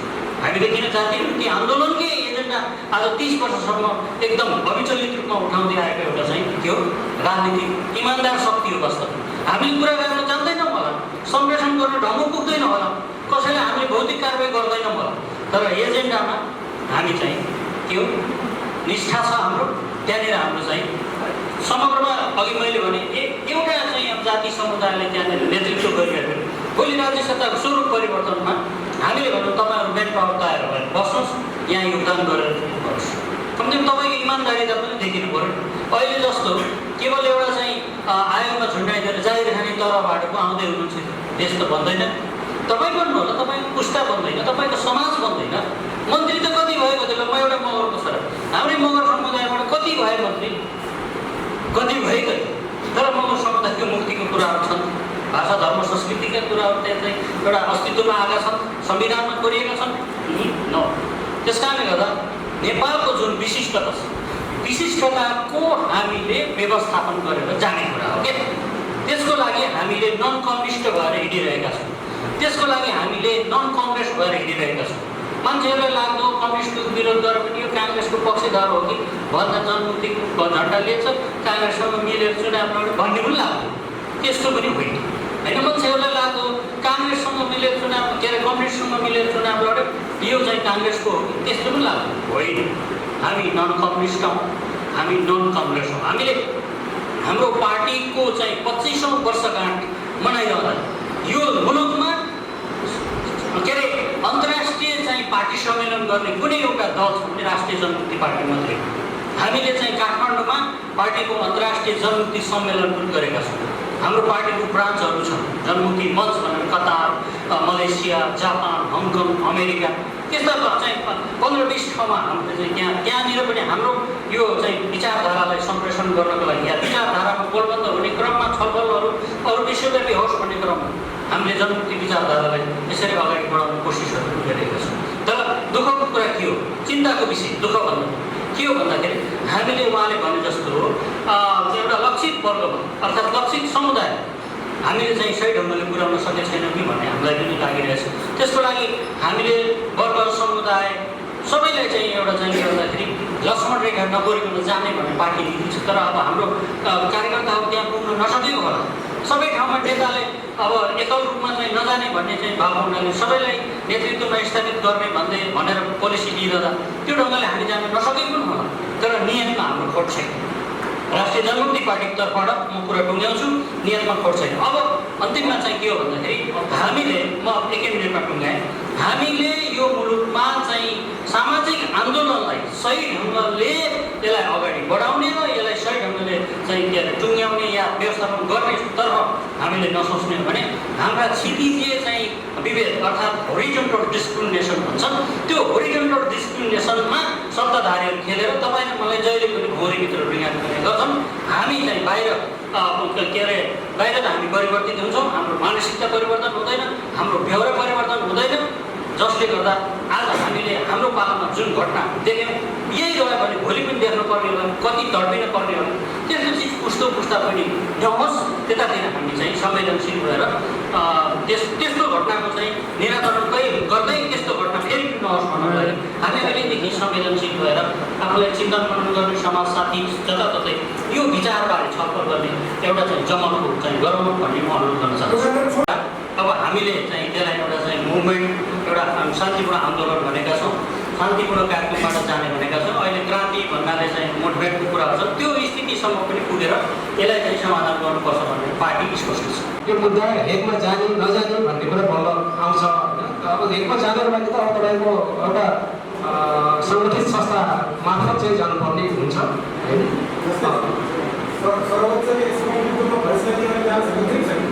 सकिँदैन, सर्वोच्चले अब फैसला भएर फैसला कानुन भयो भने ल्याउनर कोर्टले हेरिङ गरेर पनि त्यो हेर्न जान सकिन्छ।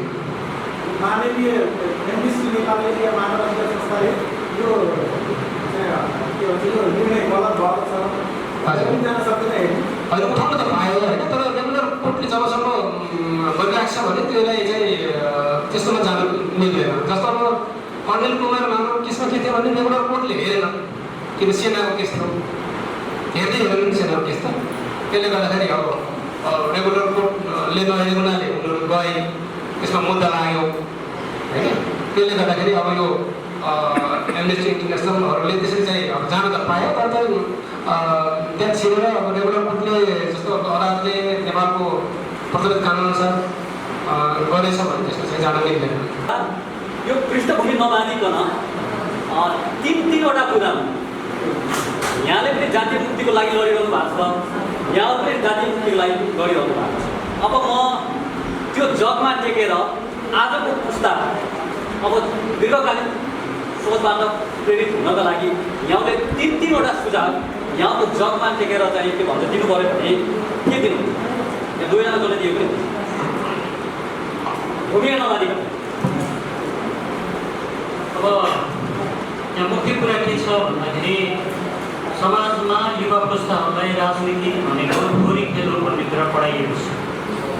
यो कुरालाई हामीले घरबाटै उठाल्नुपर्छ। तपाईँहरू मैले आफ्नो बच्चालाई राजनीतिमा सचेत हुनुपर्छ भन्ने कुरा पढाउनुपर्छ, भोलि त्यो नेता होस् नहोस्। अर्को कुरा भौतिक यो अहिलेको संसारमा जुन कन्ज्युमरिजमको दबदबा छ, अर्थात् उपभोक्तावादको दबदबा छ, यो दबदबाको कारणले गर्दाखेरि मान्छेहरू चाहिँ म प्रमुखमा गएका छन्। अर्थात् मलाई केन्द्रमा राखेर निर्णय प्रक्रियालाई प्रभाव पार्ने, समाजको गतिविधिलाई प्रभाव पार्ने त्यस्तो खालको अलिकति चाहिँ यसलाई कुनिएतै भन्छु मैले। अर्थात् त्यो कुनिएत होइन भने अलिक खराब प्रवृत्ति, त्यो चाहिँ संस्कारगत हुँदैछ। यो संस्कारगत चाहिँ रूपमा अगाडि बढ्न खोजेको यस्तो प्रवृत्तिमा हामीले नयाँ पुस्तालाई विशेष गरी के सोच्नु पऱ्यो भने मैले अघि भनेको थिएँ सपोर्ट, डेडिकेसन र सेक्रिफाइसको जुन कुरा छ त्यो मध्ये केही चिजमा सेक्रिफाइस गर्नुपर्छ भन्ने लाइनमा नयाँ पुस्ता जान जरुरी छ।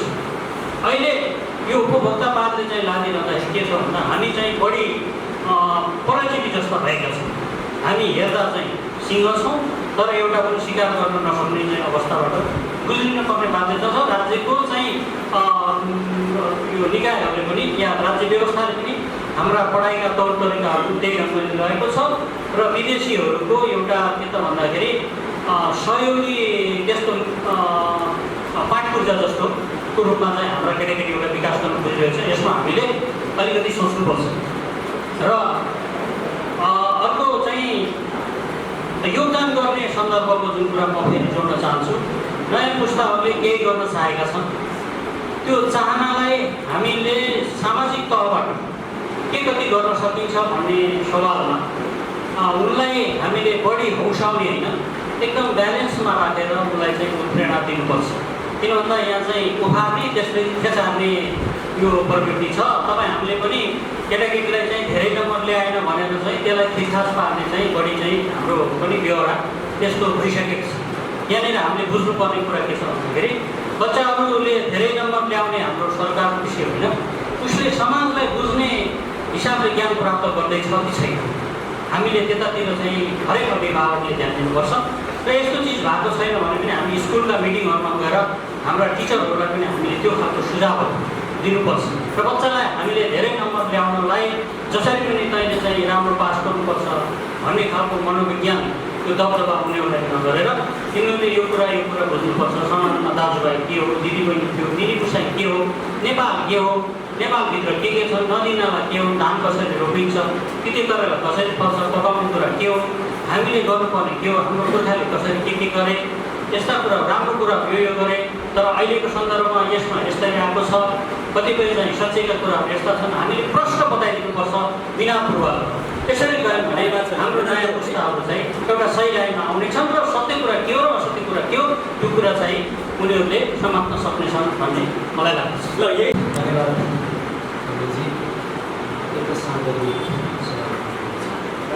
मलाई के लाग्छ भने पहिलो हामीले कस्तो शिक्षा दिएका छौँ हाम्रो नयाँ पुस्तालाई, हामीले दुईवटा खालको शिक्षा दिएका छौँ।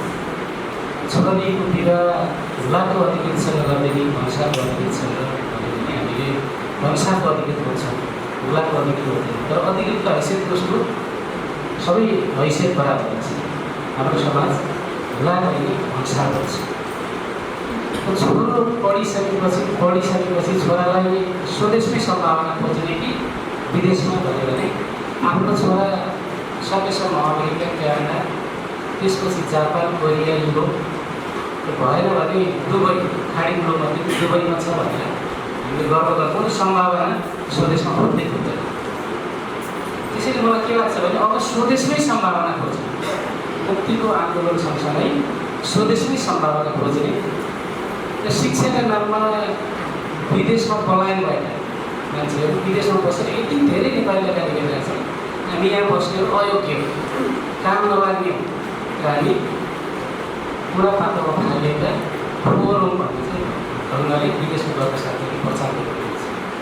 मुलुकको अरबौँ पैसा पुगिसक्नु भएको छ। हामीले पैसा आउँछ भने आशा विद्यार्थी पठाइरहेका छौँ, तर हाम्रा नेपाली विद्यार्थीहरू बाबुको घर खेत गरेर बाबुको ठुलो सपना देखेर विदेश जानुभएको छ। कोही एनआरएम भएर हामीलाई फेरि उपदेश दिइरहेको छ। मलाई लाग्छ एनआरएमले देश बदल्नु सक्छ। देश बदल्नको लागि स्वदेशमै आत्मनिर्भर हुने हामीले हाम्रो राष्ट्रिय संस्कृति, हाम्रो राष्ट्रिय सभ्यता, त्यसो गर्नुको अर्थ त्यही छुवाछुतको घटना घटाउने खालको सभ्यता भनेर चाहिँ होइन। हाम्रो राष्ट्रियता, हाम्रो सभ्यता के हो, हामीले गौरव गर्ने विषय के हो, यो सहितको अबको आन्दोलन हामीले चलाउनुपर्छ। हामीले राष्ट्रियता होइन कि हामी परनिर्भर आन्दोलन चलायौँ, त्यसैले हामी पछाडि परेका छौँ भन्ने लाग्छ। हामी स्वाभिमानी, सृजनशील र राष्ट्रियता ओतप्रोत आन्दोलन हामी सबै मुक्ति आन्दोलनसित जोडेर जान सक्यौँ भने हामीले समुदायको मुक्ति दिन्छ र राष्ट्रिय धेरै धेरै धन्यवाद छ यहाँ सबै प्यानलिस्टहरूलाई। म यो अन्त्यमा धन्यवाद ज्ञापन गरिदिनु हुन राष्ट्रिय दलित मोर्चा रूपन्देहीको तर्फबाट त्यसका उपसंयोजक हजुरहरू आएर जुन किसिमको सहयोग गरिदिनु भयो त्यसको लागि सबभन्दा पहिला त म हाम्रा प्यानलिस्ट के अरे मित्रहरूलाई धेरै धेरै आभार व्यक्त गर्न चाहन्छु र सम्पूर्ण बुद्धिजीवी के अरे महानुभावहरू जसले एकदम एक दिनको मात्रै समयमा सूचना गरेर पनि यति आएर यहाँ आज यो कार्यक्रममा सफल बनाउनलाई एकदम ठुलो भूमिका निर्वाह गरिदिनु भयो। यहाँ सबैलाई हृदयदेखि धन्यवाद हटाउँदै आजको यो बहस म सबैलाई फेरि पनि अन्तर हृदयदेखि मुनि धन्यवाद हटाउन चाहन्छु। प्यानलिस्टज्यूहरूलाई अनि विभिन्न क्षेत्रलाई नेतृत्व गर्ने युवा अभियन्ता, शिक्षा क्षेत्रका व्यक्तित्वहरू, सामाजिक क्षेत्रका व्यक्तित्वहरू, महिला अभियन्ताहरू सबैलाई राष्ट्रिय दलित मोर्चा रूपन्देहीको तर्फबाट र म पनि अब यो समाजमा विभेद हुनु हुँदैन, सामाजिक सरकार बिग्रिनु हुँदैन र यो समतामूलक समाजको परिकल्पनामा सदैव हस्तीमा हैसियत गर्ने एउटा पात्र भएको नाताले मेरो तर्फबाट पनि यहाँलाई हार्दिक धन्यवाद ज्ञापन गर्न चाहन्छु। मलाई यहाँ माधवजी हुनुहुन्थ्यो, सायद हतारले निकाल्नुभयो। म उहाँबाट एउटा किताब किनेको थिएँ, एउटा लाइन चाहिँ मलाई याद छ अहिले, यो समाज बिगड्ने भनेको अज्ञानीहरूले गर्दा होइन। अब यो सुन्दा त के भने जस्तो लाग्यो मलाई, पढ्दा सुन्दा त्यस्तो लाग्यो, तर वास्तवमा समाज बिग्रने भनेको जो सचेत, जो सजग, जो बुद्धिमान छन् तिनीहरूले ठुलो हेरेर बस्दाखेरि हो, अथवा चाहिँ खराबको विरुद्धमा नबोल्दाखेरि चाहिँ समाज छिटो बिगड्छ, झन् बिगड्छ, बाक्लो बिगड्छ, कहिले बिगड्छ अरे नेपालमा भाटी थिए। त्यो भएको कारणले गर्दा मलाई लाग्छ यो उपस्थिति प्यानलमा बस्नुहुनेदेखि लिएर यहाँ सबैको उपस्थिति भनेको मलाई लाग्छ त्यस्तो सजग वर्गको प्रत्येक हुनुहुन्छ यहाँहरू जसले व्यक्ति विरुद्ध, विभेद विरुद्ध, अन्याय विरुद्ध, हिंसा विरुद्ध यहाँले बोल्ने साहस, बोल्ने आँट राख्नुहुन्छ भन्ने यो बुझाइसहित यो पश्चिम रुकुम सोती हत्याकाण्डमा जो यो नक्षम्मामा परे उहाँ सबै के भन्छ गरे स्वर्गारोहण या त्यसरी हत्या हुनेहरू सबैको म हालकति हार्दिक श्रद्धाञ्जली पनि अर्पण गर्छु र त्यो सम्बन्धित परिवारजनप्रति हामी सबैको तर्फबाट हार्दिक समवेदना पनि हामी प्रकट गर्न चाहन्छौँ र पीडितले न्याय पाओस् कि त्यसको लागि हाम्रो तर्फबाट न्यायबद्धता छ र जो पीडित थिए उनले अझैसम्मको सजाय पाउनुपर्छ भन्ने आह्वान पनि गर्दै यो कार्यक्रम, यो बहस कार्यक्रम यही समापन भएको म जानकारी गराउँछु। धन्यवाद, नमस्कार।